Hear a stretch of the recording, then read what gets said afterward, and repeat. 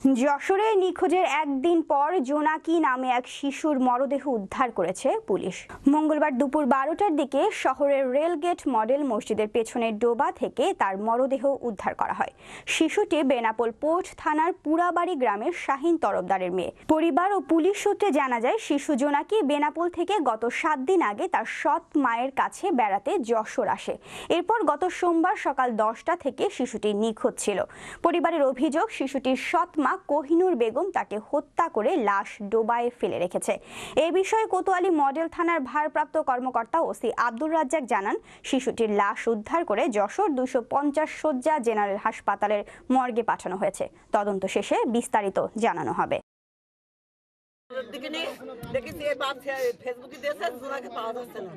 এবার এখানে সেই দুটো সময় পিরামিডে চলে এসে সেই দিকে পাচ্ছি সেই দিকে সারা শহর আমরা আত্মীয় স্বজনদের সব খুঁজে খুঁজে বেড়াচ্ছি।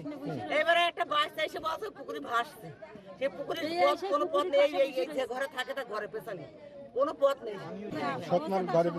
থাকে কিন্তু বেড়া বলে এখানে এসে বেড়াতে এখানে থাকে না, কিন্তু সেই পুকুরে আপনার আবার কচুরি আছে, কচুরি ফেলে একদম বোঝায় আগলা জায়গা না, ওখানে যাবে না, ও লাভ না। আমার বাড়ি পুকুরের সাথে, সে কত বড় পুকুরও পানতে লাভ না, কোনো কিছু লাভ না। আমরা যেখানে বাস করি বেনাপোলে চারিদিকে বড় বড় পুকুর আর ফর্সা ফর্সা পুকুর, সেটা লাভ না। আর এই পুকুর কচুরিতে বোঝায়, এ পুকুরেও লাভ না, মেরে ফেলে দিয়েছে। যা করিছে আমার শোনার দেখে আমি তাকাতে পারছি না। আপনি মেয়েটি হন? বড় বোন। কি মানে সমস্যাটা কিভাবে হয়েছে একটু বলেন। ঘটনা কি, আমার আব্বু নাকি নির্যাতন করে? না, নির্যাতন কোনোদিন করিনি, এমনি হিংসা করতো, দেখতে পারতো না যে হচ্ছে আসলে কেন আমার মানে আব্বুর পাশে গেল কেন, আব্বুর সাথে থাকছে কেন, এখানে আসতে পারবে না, এইসব আর কি হিংসা ছিল। আর শুধু ওই একটু দোকান টোকান নিয়ে ঝামেলা করতে, যে বাপের দোকান রয়েছে, দোকান লিখে দিতে হবে, ওর মেয়েরা সব নেবে, আমি নেব, আমার দিতে হবে, আমার দোকান লিখে দে, এইসব ভয়টাই দেখাতো। শুনতে পাই যে ওই বাচ্চাটাকে খুঁজে পাওয়া যাচ্ছে না, ওর বাবা এবং সৎ মায়ের কাছে বেড়াতে আসছে, বেনাপোলে থাকে দাদার বাসায়। তো আজ সকালে আশেপাশের লোকজন দেখে যে পুকুরের মধ্যে লাশ সাদৃশ্য কোনো কিছু ভাসতেছে, তখন স্থানীয় লোকজন যে কচুরিপানা সরানোর পরে বাচ্চাটাকে শনাক্ত করতে পারে।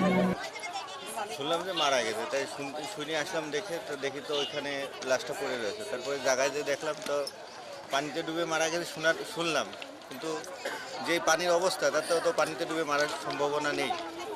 ওই মনে হয় কেউ মেরে ফেলাই দিছে, সম্ভব না, ওই পানিতে ডুবে মারা সম্ভব না। সরকার কাছে বিচার চাই, আমাদের বাচ্চা সুস্থভাবে যেন আমরা বিচার পাই।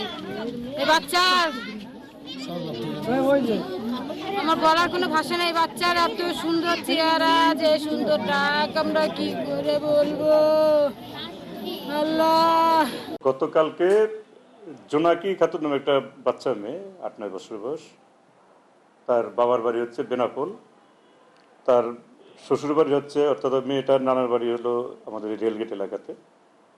সৎ মা আছে, ওই ওর বাবাও থাকে, তাকে রেলগেটে এদিকে নিয়ে।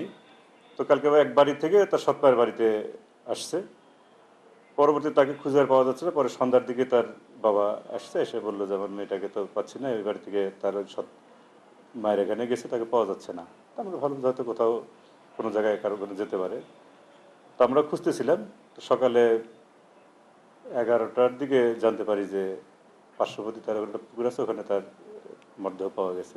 তো এই বিষয়ে আমরা এখনও নিশ্চিত না এটা আদৌ হত্যা না কোনোভাবে মারা গিয়েছে বা অন্য কোনো কিছু হয়েছে কিনা। তো আমরা জিজ্ঞাসাবাদের জন্য তার সৎ মাকে আমাদের হেফাজতে রেখে জিজ্ঞাসাবাদ করছি। আর অপরদিকে মেয়ের লাশটা আমরা মর্গে পাঠিয়েছি, যাতে ময়নাতদন্ত করে প্রকৃত তথ্য পাওয়া যায় আসলে কি হয়েছে।